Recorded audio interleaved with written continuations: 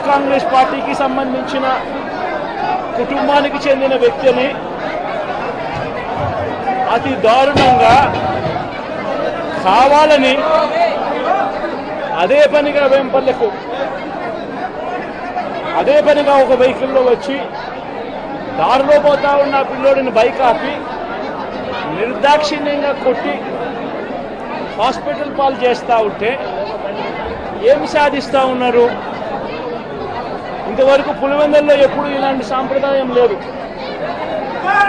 ఎన్నో ఎన్నికల్లో చేశారు, ఎప్పుడు పులివెందుల్లో ఇలాంటి సాంప్రదాయం లేదు. ఎన్నికలు అయిపోయిన తర్వాత ఓటు వేయని వారిని కొట్టే కార్యక్రమం ఎప్పుడు జరగల. రాష్ట్ర వ్యాప్తంగా కూడా ఒక భయాందోళన వాతావరణం క్రియేట్ చేయడం కోసం అని రాష్ట్ర వ్యాప్తంగా ఇదే చేయిస్తూ ఉన్నారు దగ్గరుండి. ఏం సాధిస్తారు దీనివల్ల? మీరు వేసే ఈ బీజం చేసే ఈ చెడు సాంప్రదాయం రేపొద్దున మళ్ళీ తెలుగుదేశం పార్టీ కార్యకర్తలకి చుట్టుకుంటుంది. చంద్రబాబు నాయుడు అనుకుంటా ఉన్నాడు తానేదో ఈ మాదిరిగా చేసి భయాందోళన క్రియేట్ చేసి వైఎస్ఆర్ కాంగ్రెస్ పార్టీకి ఓటు వేసిన వాళ్ళని కొట్టడం వల్ల ఒక తెలియని ఆనందం తనలో ఏదో పొందాలని చెప్పి అనుకుంటా ఉన్నాడు. రాష్ట్ర వ్యాప్తంగా ఒక భయాన్ని క్రియేట్ చేయాలని ప్రయత్నం చేస్తూ ఉన్నాడు. కానీ నేను చంద్రబాబు నాయుడు గారికి మరొక్కసారి కూడా చెప్తా ఉన్నా, ఒక చెడు సాంప్రదాయానికి నాంది పలుకుతా ఉన్నారు. దయచేసి ఆపండి. ఆపకపోతే మాత్రం ఎల్లకాలం మీరే అధికారంలో ఉండరు. అధికారం మారిన రోజున ప్రజలు చంద్రబాబు నాయుడు గారు చేస్తూ ఉన్న ఈ అన్యాయాలను చూసి శిశుపాలని పాపాలు పండినట్టుగా ఆ పాపాలు చాలా వేగంగా పండుతూ ఉన్నాయి. అధికారం మారిన రోజున తాను చేస్తూ ఉన్న ఈ చెడు సాంప్రదాయం తనకే చుట్టుకుంటుంది. ఈరోజు దెబ్బలు తగిలినా దెబ్బలు తిన్నా ప్రతి ఒక్కరూ కూడా రేపొద్దున ఇదే మళ్ళీ అటువైపున చేసేదానికి మీరంతటి మీరే బీజం వేస్తూ ఉన్నారు. ఇది సరైన పద్ధతి కాదు. నాయకులుగా ఉన్న మనలాంటి వాళ్ళం ఇలాంటివి ప్రోత్సహించాల్సిన పని ఎప్పుడు రాకూడదు, జరగకూడదు. దయచేసి చంద్రబాబు నాయుడు గారికి ఇప్పటికైనా చెప్తా ఉన్నా, చంద్రబాబు నాయుడు గారిని హెచ్చరిస్తూ ఉన్నాను, మరొక్కసారి మళ్ళీ హెచ్చరిస్తూ ఉన్నాను. ఇది కరెక్ట్ సాంప్రదాయం కాదు, దయచేసి దీన్ని ఆపమని చెప్పి. నిజంగానే ఒకసారి మీరు కూడా వెళ్ళి ఒకసారి చూడండి. ఒకసారి ఏం పాపం చేశాడు నా పిల్లోని, ఎందుకు కొట్టారు, ఏం పాపం చేశాడని కొట్టారు. ఒకసారి హాస్పిటల్లో కూడా ఒకసారి చూడండి. ఒకసారి 90 మంది పిల్లలు ఇక్కడ జాయిన్ అయ్యారు. మధ్యాహ్న భోజనం పథకం సరిగ్గా జరగడం లేదు. పిల్లలకు కనీసం బ్యాగుల సప్లై కూడా సరిగ్గా జరగడం లేదు. ఇచ్చేటోడు ఎవడు ఇవ్వడం లేదు సరిగ్గా ఏది వ్యవస్థ అనేది ఏది సరిగ్గా జరగడం లేదు. వ్యవస్థను గాడిలో పెట్టండి. మీరు ప్రజలు మిమ్మల్ని ఏదైతే ఓటు వేశారో ఒక కారణం చేత మీరు ప్రజలు 10% మంది ఓట్లు, మాకు రావాల్సిన 10% మంది ఓట్లు మీకు వైపు డ్రిఫ్ట్ అయ్యాయి అని అంటే కేవలం మీరు చేసిన మోసపూరిత వాగ్దానాల వల్ల డ్రిఫ్ట్ అయ్యాయి. ప్రజలు మీ దగ్గర నుంచి ఎక్స్పెక్ట్ చేస్తూ ఉన్నారు. రైతులు అల్లాడిపోతూ ఉన్నారు, రైతు భరోసా అందక. పిల్లలు అల్లాడిపోతూ ఉన్నారు, పిల్లలు బడులు స్టార్ట్ అయ్యాయి, కానీ తల్లులకు అమ్మఒడి కార్యక్రమం ద్వారా వస్తూ ఉన్నది రావడం లేదు. తల్లులు ఎదురుగా ఆశగా ఎదురు చూస్తూ ఉన్నారు. వాళ్ళని చూసుకోండి. అక్క చెల్లెమ్మలకి ఇస్తామన్నారు నెల 1500 రూపాయలు, అది ఇచ్చే కార్యక్రమం చూసుకోండి. ఇంటింటికి ఉద్యోగం అన్నారు, ఉద్యోగం ఇవ్వకపోతే 3000 రూపాయలు ప్రతి ఇంటికి నిరుద్యోగ వృత్తి అన్నారు. ఆ పిల్లలందరూ ఎదురు చూస్తూ ఉన్నారు, మీరు ఎప్పుడెప్పుడు ఇస్తారు 3000 రూపాయలు నిరుద్యోగ వృత్తి అని. అది చూసుకోండి. ఇటువంటి పోయిందే గాని మీలో పట్టుదల తగ్గలేదని చెప్పి నేను మీకు తెలియజేస్తున్నా. రోజు రోజుకు అభిమానం పెరుగుతా ఉంది. కొంతమంది నాయకులు పోయారు కానీ కార్యకర్తలు మాత్రం పోలేదు.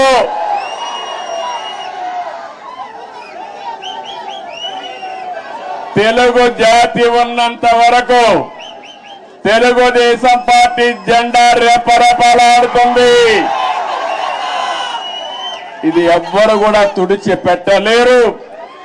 ఏ విధంగా అయితే నందమూరి తారక రామారావు గారు తెలుగు జాతి ఉన్నంత వరకు తెలుగు వారి గుండెల్లో ఉంటారో అదే విధంగా తెలుగు జాతి ఉన్నంత వరకు పసుపు జెండా ఎగరతానే ఉంటుంది.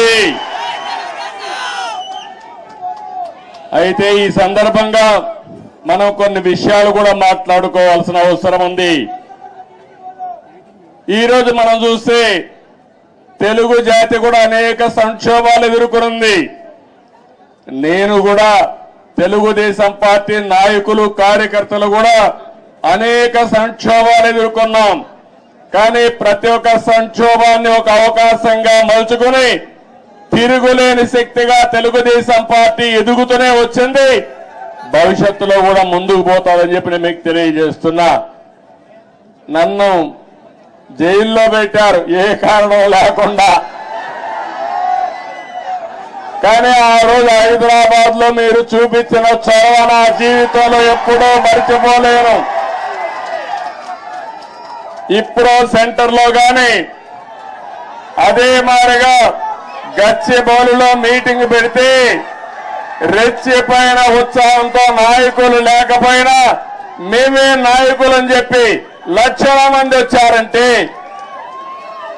అది నా జీవితంలో ఎప్పుడూ మర్చిపో. జైల్లో ఉండి చూసి నేను చేసిన పనికి నేను చేసిన అభివృద్ధి గుర్తుపెట్టుకుని నాకు సంఘీభావాన్ని తెలియజేశారంటే ఆ రోజే నేను అనుకున్నా నా జన్మ చరితార్థకమని.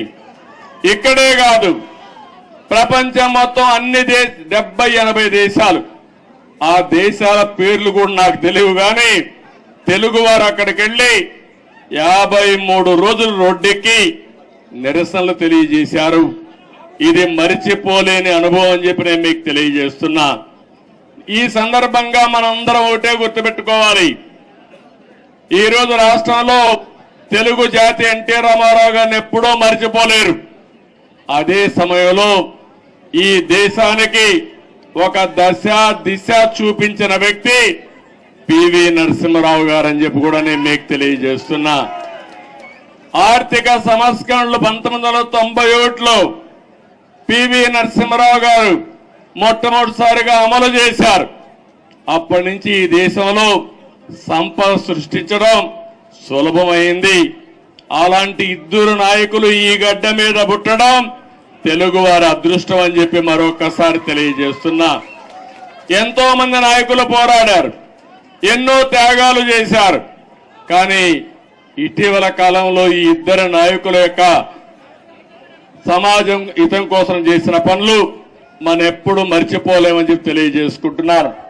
ఇంకో పక్క రాజకీయం అంటే సొంత వ్యాపారాలు చేసుకోవడం కాదు, భావోద్వేగాలు రెచ్చగొట్టడం కాదు, ప్రజల జీవితాల్లో వెలుగు చూపించగలిగింది నిజమైన రాజకీయం అని చెప్పి కూడా నేను మీకు తెలియజేస్తున్నా. మీరు ఒక్కసారి ఆలోచిస్తే తెలుగుదేశం ముందు, తెలుగుదేశం తర్వాత తెలుగు వారి చరిత్ర రాయాలంటే చాలా సులభంగా రాసే అవకాశం ఉంటుంది. ఇప్పుడు హైదరాబాద్ని మీరు చూస్తున్నారు. 95 ముందు ఒక్కసారి మీరు ఆలోచించుకోండి. జూబ్లీ హిల్స్ ఇదే డెడ్ ఎండ్. ఇప్పుడు చాలా మంది మిత్రులు పత్రికా విలేకరులు వచ్చారు. వీళ్ళందరూ కూడా ఎంతో ఉత్సాహంగా నాకు స్వాగతం పలికారు. ఆ రోజుటి నుంచి ఈ రోజుటి నుంచి ప్రత్యక్ష సాక్షులు రాయడానికి పత్రికా విలేకరులందరూ. ఆ రోజు నేను ఒకటే ఆలోచించాను, తెలుగు వాడికి సత్తా ఉంది, అభివృద్ధి చేసి చూపిస్తామని మొట్టమొదటిసారిగా హైటెక్ సిటీతో ప్రారంభించి నిన్న కూడా ఫ్లైట్ లో వస్తా ఉంటే చూశాను హైటెక్ సిటీని. ఎంత ఆనందం కలిగిందంటే ఒక్క హైటెక్ సిటీతో ప్రారంభించిన అభివృద్ధి ఈరోజు తెలంగాణ, హైదరాబాద్ భారతదేశంలో నెంబర్ 1 అయిందంటే అది తెలుగుదేశం పార్టీ ఆ రోజు చేసిన కృషి, చూపించిన చొరవ. ఏ రాజకీయ నాయకుడికైనా